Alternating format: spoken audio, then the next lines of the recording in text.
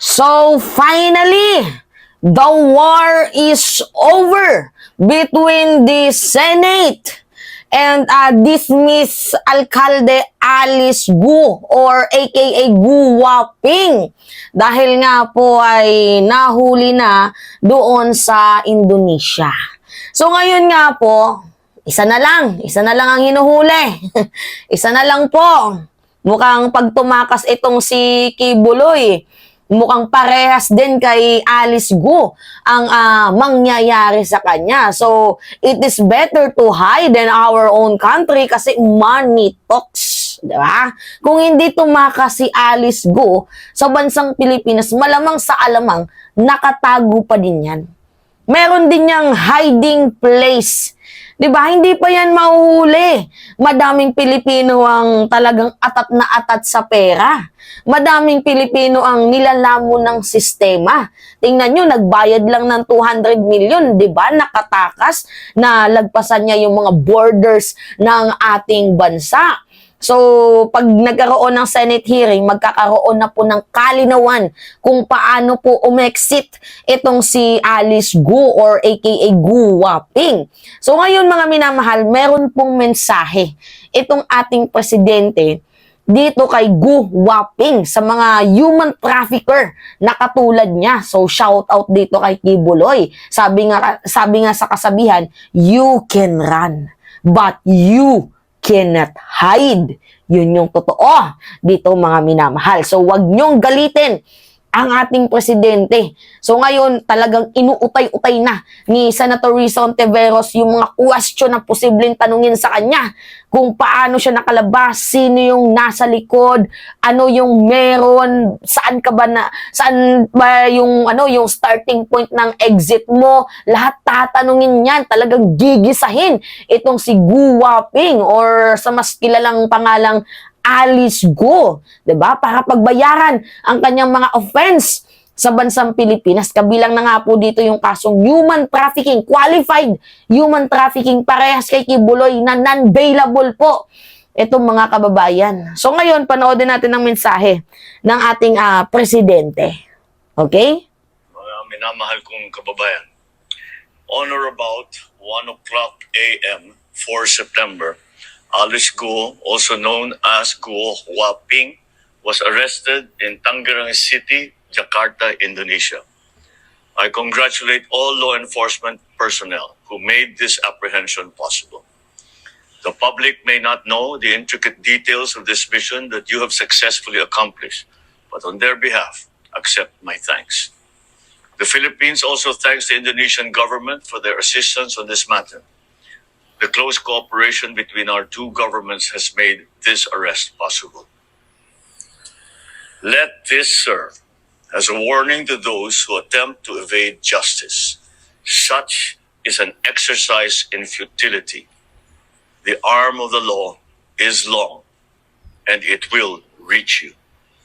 This government continues in its duty to apply the rule of law. Ms. Go shall be entitled to all legal protections due her under the laws of the land and pursuant to our commitment to the rule of law. But we will not allow this to prolong the resolution of the case, whose outcome will be a victory for the Filipino people. Thank you and good day. Sabi ko na nga sa inyo mga minamahal, the war is finally over dito nga po sa kay Alice Gu cases. So ngayon nga mga minamahal, mayroon na pong pagbabanta itong ating presidente. Yung mga taong pilit na ini-invade yung justice, tinatakasan yung justice kahit mali ang kanilang ginagawa dito sa bansang Pilipinas ay hindi makakatakas. Merong pananagutan, wag nyong hamunin, wag nyong yurakin ang kakayanan ng ating gobyerno. Yan po yung pagbabanta ng ating Pangulo. Kaya Kibuloy, sumuko ka na. Magpakita ka na habang maaga pa. Habang pinapahirapan mo ang ating gobyerno, mas lalong palalim ng palalim ang isisikil na kaso sa'yo. Talagang na yan wala ng kalayaan. Kung si Kibuloy kung si Alice Gu nga ay nahuli doon sa Indonesia, 'di ba? Kasi doon siya tumakas. Maliban na lang kung tumakas itong si Kibuloy doon sa China at maaaring pagbigyan ng China itong si Kibuloy dahil magkabaro itong si Kibuloy at ang China dahil nga ang kanilang friends, mutual friends, ay itong si former President Duterte. So, ako mga minamahal, naniniwala ako na yung taong nagpatakas dito kay Alice Go, naaamoy ko talaga na merong connection dito kay former President Duterte. Naamoy ko lang naman pero hindi ko sinisisi si Digong. At yung nagpatakas dito kay Alice Go, posible na yun din po yung nag-harbor ngayon. Dito sa Pugante, human trafficker, sexual violator, sexual offender na si Apollo Kibuloy. So pareha silang mga minamahal na non-bailable po ang kanilang kaso. So finally, the war is over. So, sinesettled na po ng gobyerno ng Pilipinas at ng Indonesia, mga minamahal, ang pag-uwi ni Alice Go sa bansang Pilipinas at agad-agad po itong ihaharap dito po sa justice muna bago sa Committee on Women's, Children, Family Relation and Gender Equality ni Senator Risa Ontiveros. And alam ko, mga minamahal, na hindi magtatagal, kakanta din yan si Alice Go kasi hindi pwedeng siya lang yung makulong dito. 'Di ba? Imposibleng siya lang yung mafia na mabuwag.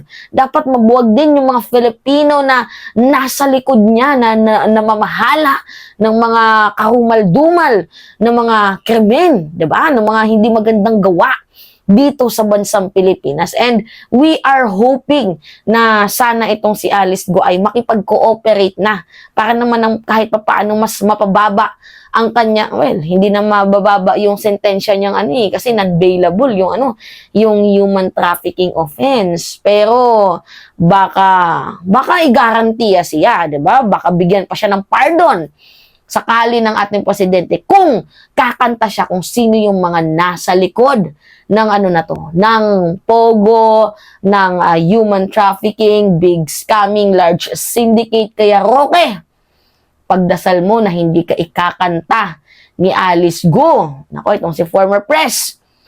Pagdasal nyo na hindi kayo ikakanta ni Alice Go. Hindi kakanta si Cassandra Leong. Pero naniniwala naman ako mga minamahal na itong si Sheila Go is parang parang inosente naman. Mukhang inosente naman.